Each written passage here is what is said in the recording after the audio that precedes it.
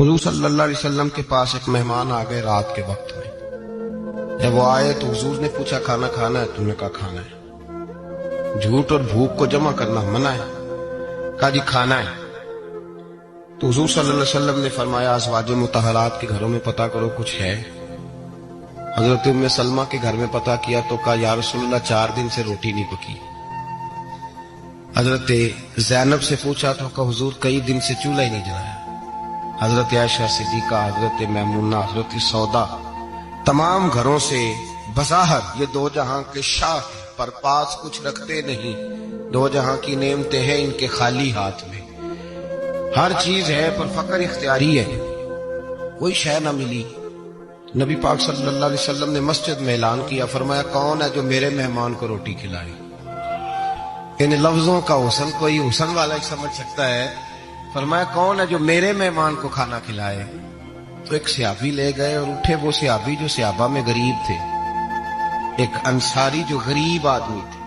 اگرچہ میرے محبوب کے غلاموں میں جو بڑے امیر تھے وہ بھی خرچ کرنے میں بڑے آگے تھے.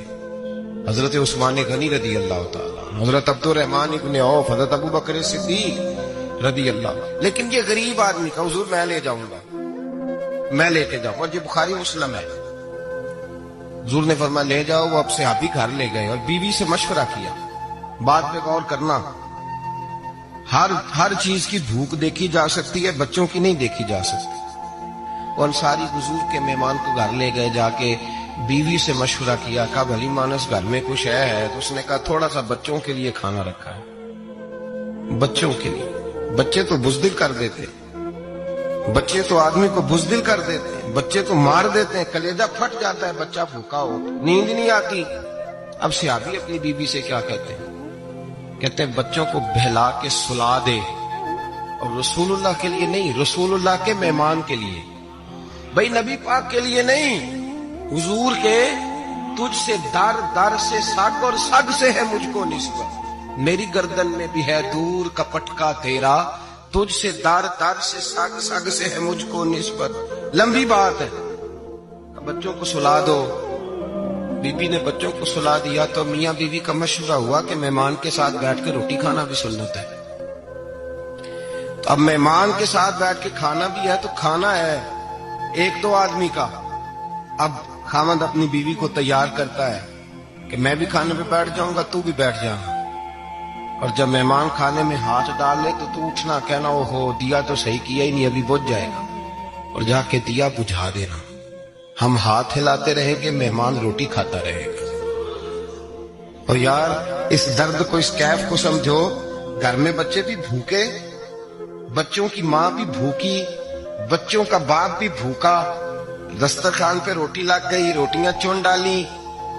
بی بی اٹھی کہنے لگی او ہو چراغ تو صحیح کیا ہی نہیں، یہ تو بجھ جائے گا. حوصلے مند بی بی جس نے بچے بھوکے سلا دیے. وہ بھوکے سوئے ہوئے بچوں کی بھوکی اماں اٹھی اور اپنے خامند کی تابے داری میں اٹھی. میں گڈی تے ہاتھ ڈور سجن دے، وہ جنج رکھے کونج رہنا ہے. اٹھی اور اس نے نہ دیا ٹھیک کرنے کے بہانے بجھا دیا. مہمان روٹی کھاتا رہا اور رسول اللہ کے نوکر قربانی دیتے رہے. وہ روٹی کھا کے سیر ہو کے بستر بچھایا تو سو گیا. یہ میاں بیوی ساری رات بچوں کی طرف دیکھتے رہے اور غور کرتے رہے اور راضی رہے کہ ہم نے حضور کا فریضہ نبھایا ہے. قربان جاؤں محبوب پہ، بے خبر ہو جو غلاموں سے وہ آقا کیا ہے. وہ صحابہ وہ اگر قربانیاں دیتے تھے تو جو اعزاز ملتا تھا وہ بھی بڑا شان والا ہے. صحابی کہتے ہیں میں فجر کی نماز پڑھنے مسجد آیا، پہلا قدم رکھا تو میرے کریم بولے. حضور نے فرمایا رات جو تو نے اور تیری بیوی نے عمل کیا ہے خدا کو بھی بڑا پسند آیا ہے، محمد مصطفیٰ کو بھی بڑا پسند آیا. اور پھر ایک لفظ اور ہے حدیث میں، ایک روایت میں کچھ جملے اور بھی ہیں. حضور نے فرمایا جب تو اور تیری بیوی رات مہمان کے ساتھ احسان کر رہے تھے نا تو عرش کا مالک تمہیں مسکرا کے دیکھ رہا تھا. رب تمہیں دیکھ کے مسکرا رہا تھا. رب تمہیں دیکھ کے مسکرا. تر دامنی پہ شیخ ہماری نہ جائیے، ہم دامن نہ چھوڑ دیں تو فرشتے وضو کریں. پر میں وہ مسکرا رہا تھا کہ میرے بندے میرے رسول کی رضا کے لیے کیا کر